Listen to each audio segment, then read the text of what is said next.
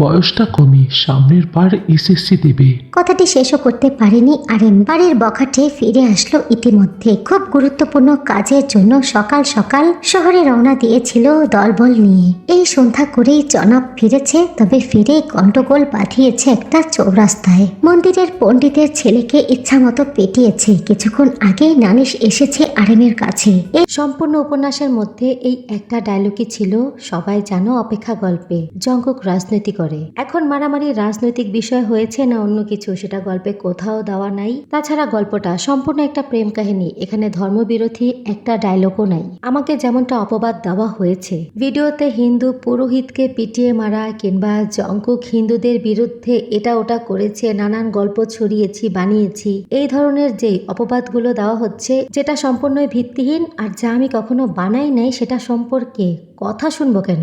তাছাড়া আমার গল্প শুধু মুসলমান দেখে না, হিন্দুরাও দেখে। তো আমি যদি তেমন কিছু বানাতাম তাদের চোখে পড়তো। তাই যারা এগুলা করছেন তাদের কাছে একটা ছোট্ট অনুরোধ, অতিরিক্ত আবেগে ভেসে গিয়ে বিবেকটা মাটি চাপা দেবেন না। ইউটিউবে আমি ঝামেলায় থাকি এটা কোনো আশ্চর্যের ব্যাপার না, তবে আশ্চর্য হই তখন যখন একটা মানুষ আমার সম্পর্কে সব জানার পরেও এমন ভুলভাল ধারণা নিজের মধ্যে রাখে। তখন তেকুক দিয়ে গল্প বানায় সবাইকে বিনোদন দেওয়ার জন্য, কাউকে কষ্ট দেওয়ার জন্য না। তারপরেও বলছি, আমার কোনো গল্প নিয়ে যদি কেউ কখনো কষ্ট পেয়ে থাকেন তাহলে দুঃখ প্রকাশ করা ছাড়া আমার হাতে কিছু করার নাই। যাদের ভালো লাগবে আমার গল্প দেখবেন, যাদের ভালো লাগবে না দেখবেন না। সবাই ভালো থাকবেন। আল্লাহ হাফেজ।